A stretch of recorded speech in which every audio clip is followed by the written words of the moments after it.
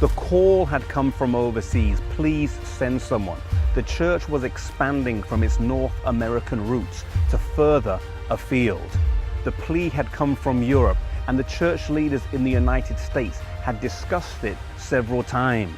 The need was there, and finally in 1874, the church voted to send J.N. Andrews as the first official missionary of the church. Despite his wife dying just 2 years previous, he remained undeterred and set sail with his 2 young children for Europe. The brethren in Europe had been told that they were about to receive the most ablest man in our ranks.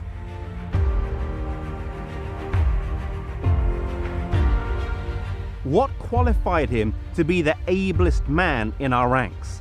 At the age of 25, he wrote a paper that was presented at the General Conference session that persuaded the church to keep the Sabbath from sunset to sunset. He wrote the book The History of the Sabbath at the age of 29. He was elected General Conference president at the age of 38. He said he could recite the New Testament by memory and much of the Old Testament, and he secured non-combatant status for Adventists in the Civil War.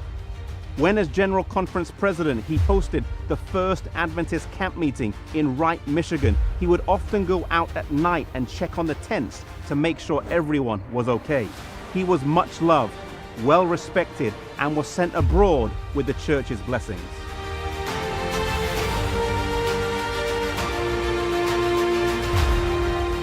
Initially docking in Liverpool, England, before making his way across France to Switzerland. Arriving in Switzerland, the task ahead of him was huge. Although he was not a pioneer missionary, as some work had already taken place before him, there was little structure to work with. There were no printing presses, no publishing houses, and no organized conferences. J.N. Andrews set about the work with an intensity that he was known for.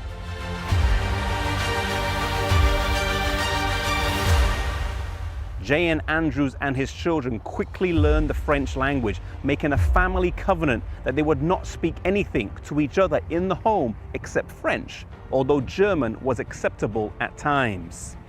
His daughter Mary quickly became fluent in the language and became the proofreader for the new magazine entitled Les Signes du Temps.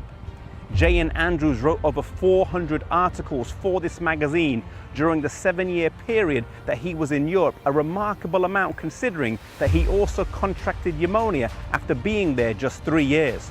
When the doctor came to visit him, he asked him why he was starving himself because he looked to be in such bad health.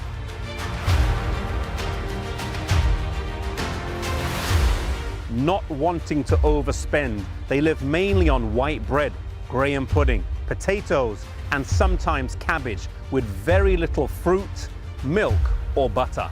He was counseled to marry again, and it's likely this would have preserved his life, as it could have led to him taking better care of himself, but he said he could not. He was particularly heartbroken after the death of his daughter, and when he returned to Europe, he was completely bedridden by 1883 with tuberculosis.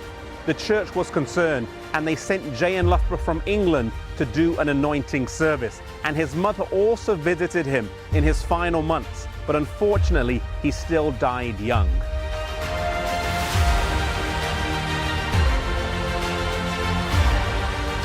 He charged that no eulogy should appear in the Review and Herald, and while Uriah Smith wanted to publish one, he complied with this request. He was a pioneer, a dedicated worker, and one of the most intelligent and hard-working ministers in the history of our church.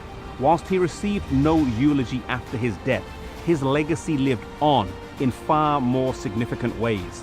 What kind of legacy are you building in your life? If nothing was said publicly or in written form after your death, would the fruit of your life lead to positive change in the life of other people? May we make a commitment to leave such a legacy behind.